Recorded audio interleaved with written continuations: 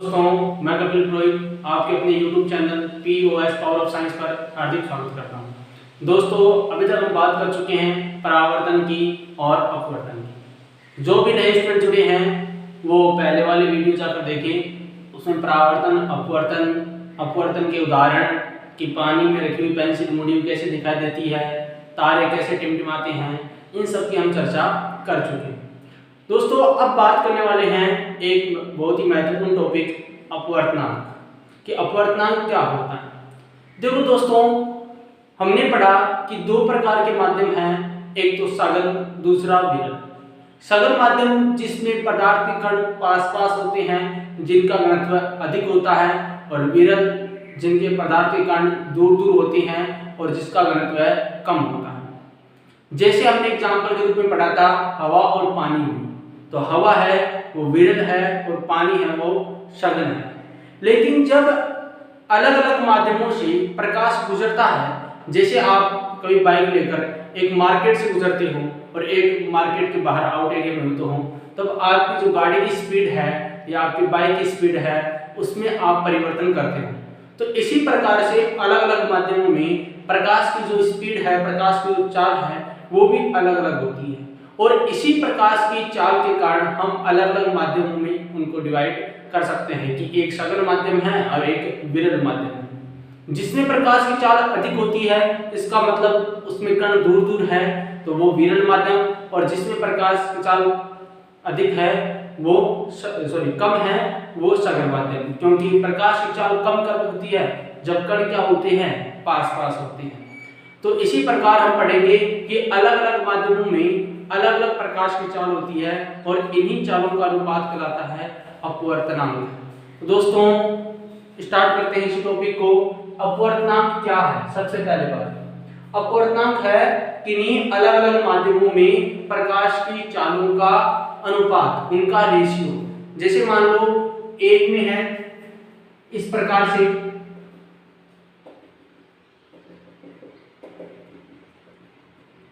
ये मान लो माध्यम एक है और ये है माध्यम दो।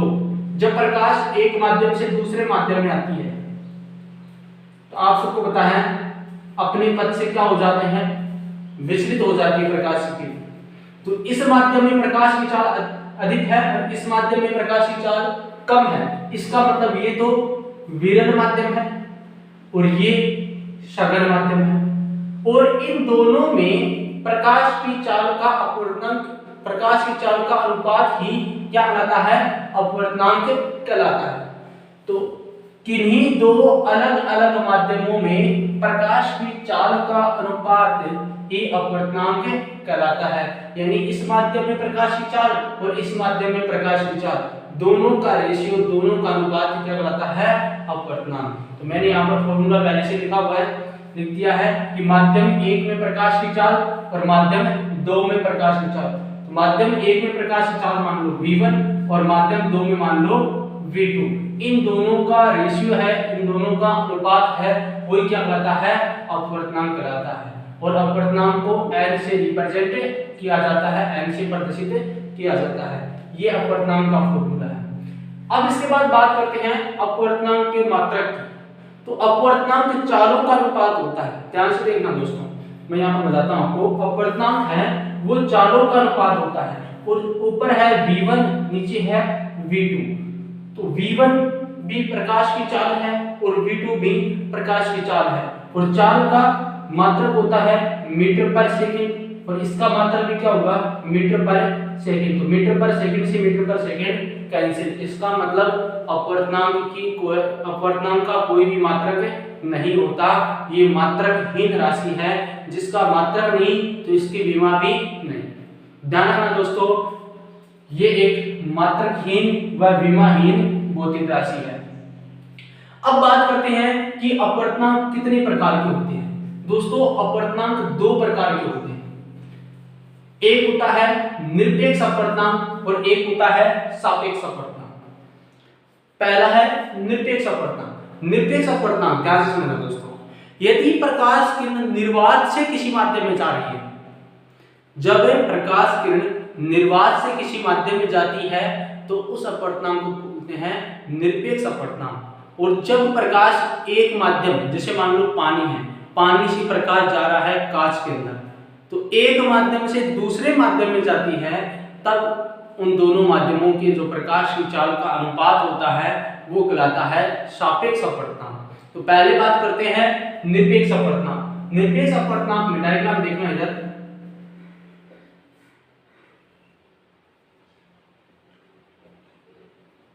ये समझ लो माध्यम एक है और यहां पर है निर्वात। जब प्रकाश किरण निर्वात से किसी माध्यम में आती है, अब इन दोनों में चालों का अनुपात, तो निर्वात में प्रकाश की चाल होती है c, इसका मान होता है 3 × 10⁸ मीटर पर सेकंड, और इसमें चाल मान लो v1।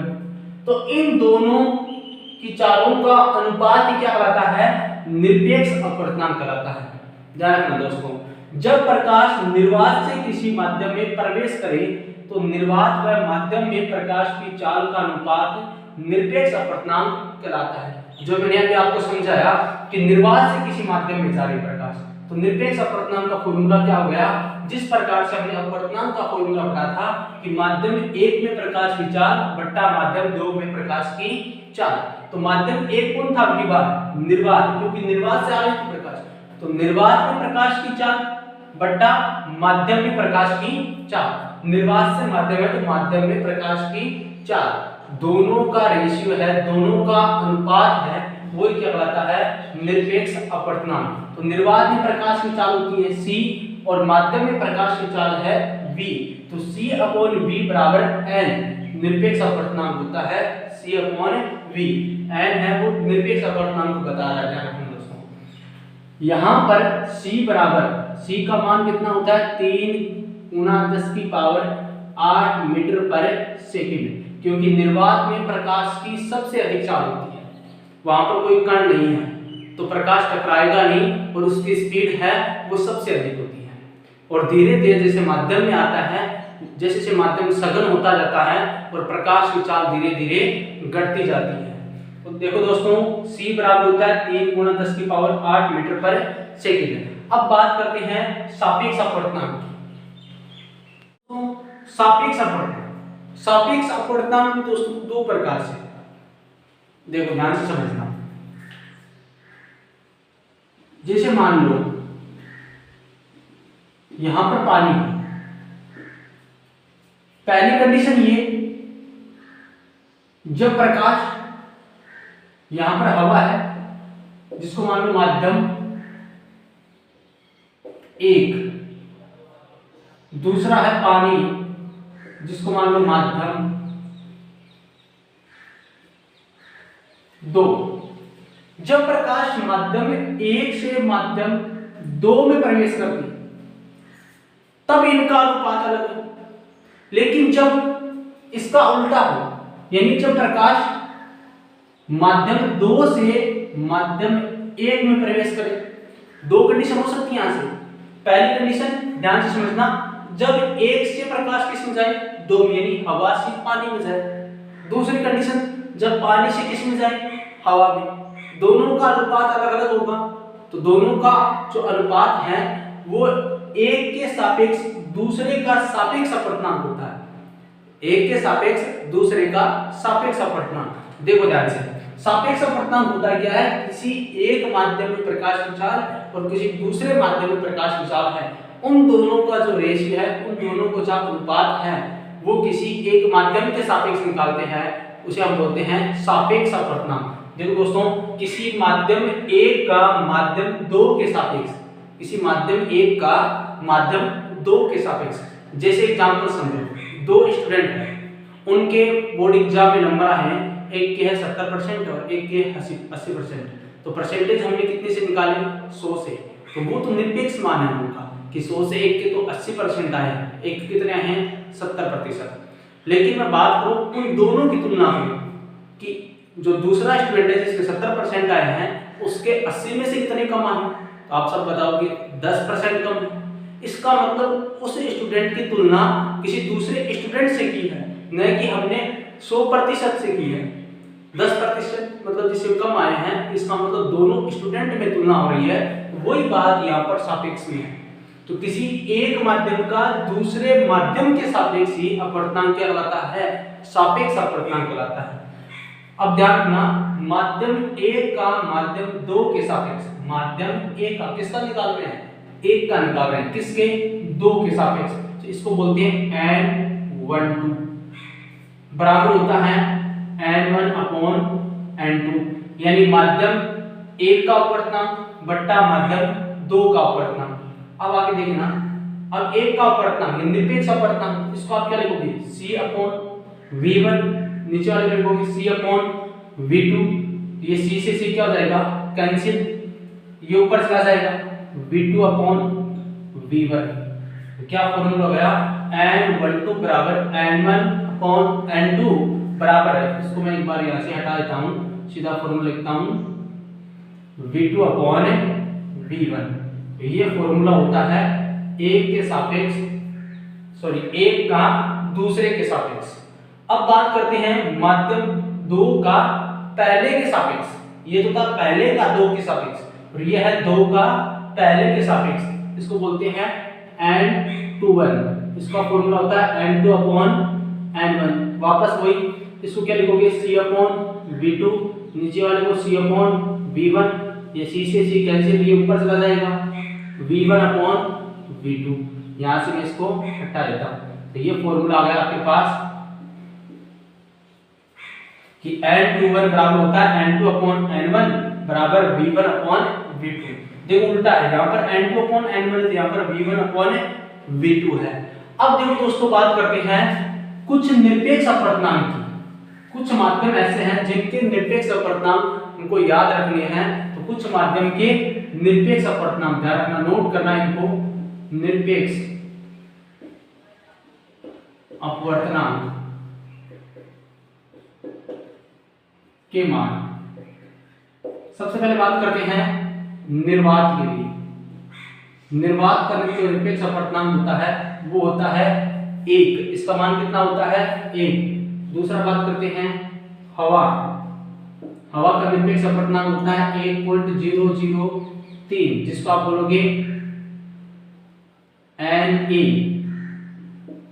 क्या लिखेंगे इसको, Na। तीसरी बात करते हैं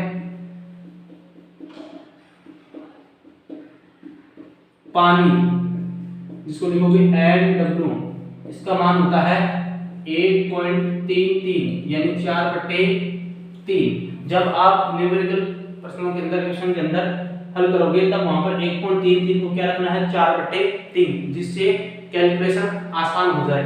इसके पश्चात जाए 4 नंबर कांच, और कांच का लगभग होता है Ng, इसका होता है 1.5, लगभग कितना ले जाता है, 1.5। 1.5 तो भी लिखते हैं कहीं पर, लेकिन हमको लगभग कितना लेना है, 1.5 यानी 3/2। और सबसे अधिक होता है हीरे का, सबसे अधिक किसका होता है, हीरे का, डायमंड, बराबर होता है 2.42। ध्यान रखना ये सर्वाधिक है, सबसे अधिक, सर्वाधिक, सबसे अधिक अपवर्तनांक होता है दोस्तों। तो सबसे पहले बात की निर्वात, निर्वात का अपवर्तनांक 1, हवा का 1.0003, फिर पानी का 1.33, कांच का 1.5 और हीरे का 2.4। ध्यान रखना ये सबसे अधिक होता है। जिसका अपवर्तनांक जितना अधिक होता है वो ही उतना सघन माध्यम होता है, और जिसका अपवर्तनांक जितना कम होता है वो उतना ही विरल माध्यम।